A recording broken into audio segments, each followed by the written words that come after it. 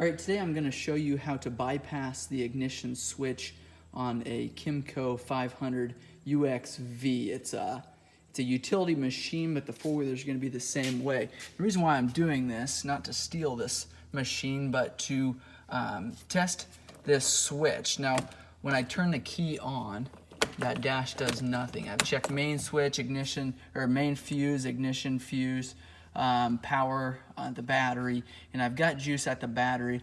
I jump started the four-wheeler by bypassing the relay, the starter relay, and still just doesn't start. It turns over, so I know the battery's got juice. What I've done here is I've taken out on this machine right here, kind of in the area that I'm setting this camera, is where there's a storage box, and I've removed that storage box. There's I think 3 or 4 10mm bolts. Now I've got the ignition switch. I've unhooked it here. It's a white 4-pin connector, and what you do is you find a wire lead here, just like this. It's got to have pretty small ends on it.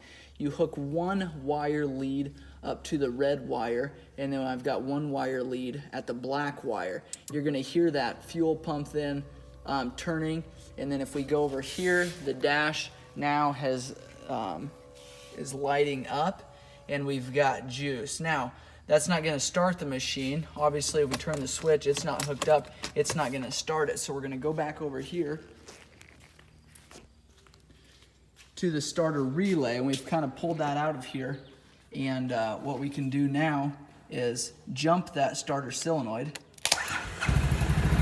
and start your four-wheeler. Now you don't even have to have a key to start this four-wheeler or this UTV. So then to shut it off, you've got to go back over here and you've got to disconnect this wire lead here.